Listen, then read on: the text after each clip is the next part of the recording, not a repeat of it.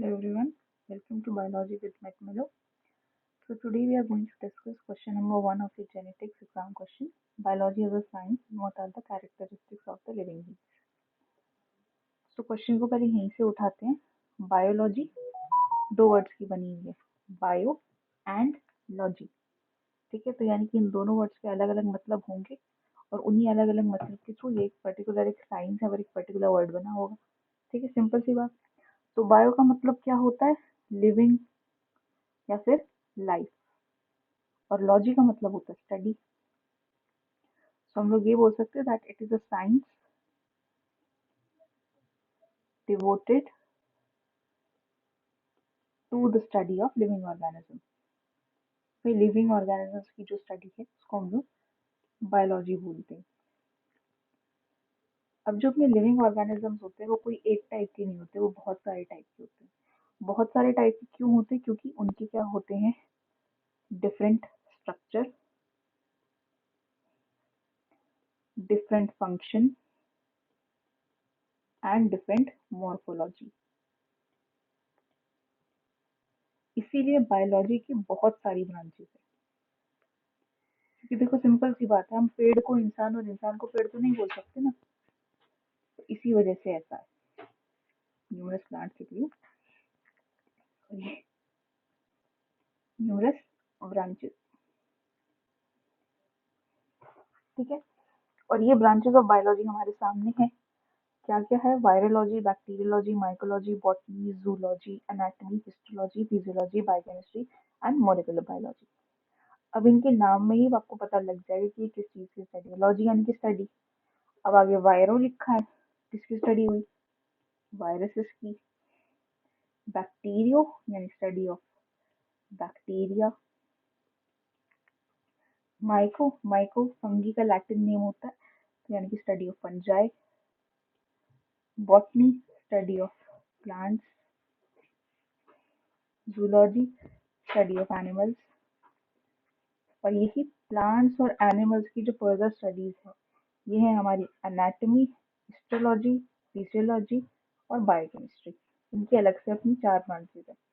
तो एनाटॉमी हुई study of body structure, कि इनका बॉडी स्ट्रक्चर कैसा है. अब इसी बॉडी स्ट्रक्चर के कुछ टिश्यूज होंगे, तो हिस्टोलॉजी है स्टडी ऑफ टिश्यूज.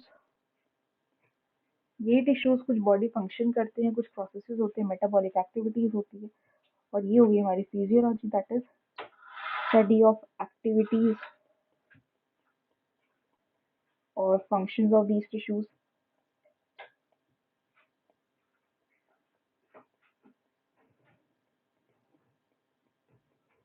और फिर बायोकेमिस्ट्री, ये दो वर्ड्स की बनी है, बायो एंड केमिस्ट्री, यानी कि व्हाट?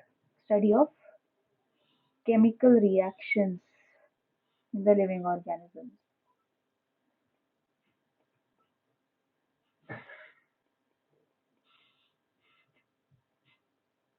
फिर अपने पास molecular biology, that is study of biology at molecular level.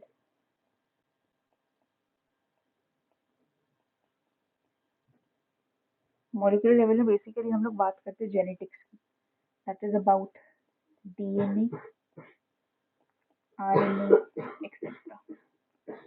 ठीक है.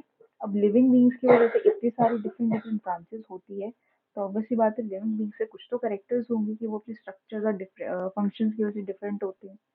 ठीक है, बट कुछ चीजें तो ऐसी होगी जो उनको लिविंग बींग्स बना रही है. सबसे पहले तो ये है कि ग्रोथ होती है. आपकी हाइट बढ़ रही है, आपका वेट बढ़ रहा है, आपकी मसल्स इंक्रीज हो रहा है, मसल मास इंक्रीज हो रहा है, आपकी बॉडी में कुछ चेंजेस दिखने को मिल रही है, आपकी ग्रोथ है. फिर आती है आपकी मूवमेंट और लोकोमोशन.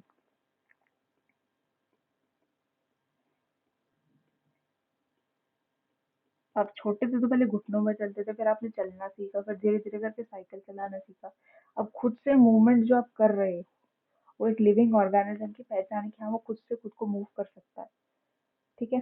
अब मूवमेंट एंड ग्रोथ हो रही है तो यानी कि आपकी अडेप्टेशन भी हो रही है डिफरेंट डिफरेंट सिचुएशन से, डिफरेंट डिफरेंट हैबिटेट्स के अंदर. बेसिकली हैबिटेट्स से हम लोग अडेप्टेशन को बोलते हैं.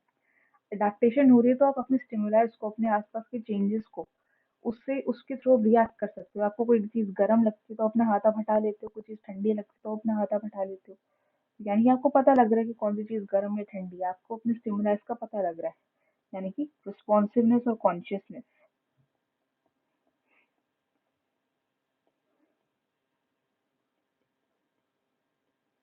और सबसे मेजर फैक्टर ये है कि भाई जो लिविंग ऑर्गेनिज्म होता है वो कोई एक टाइप का नहीं होता, उसके जैसे कई सारे होते हैं। और कई सारे बनने का रीजन है रिप्रोडक्शन। वो रिप्रोडक्शन या तो सेक्सुअल होगी या फिर एसेक्सुअल होगी। Okay, so this was whole about the question. I hope ये आपको अच्छे से समझ में आया हो। If you have any doubts you can always tell me in the comment section. Thank you.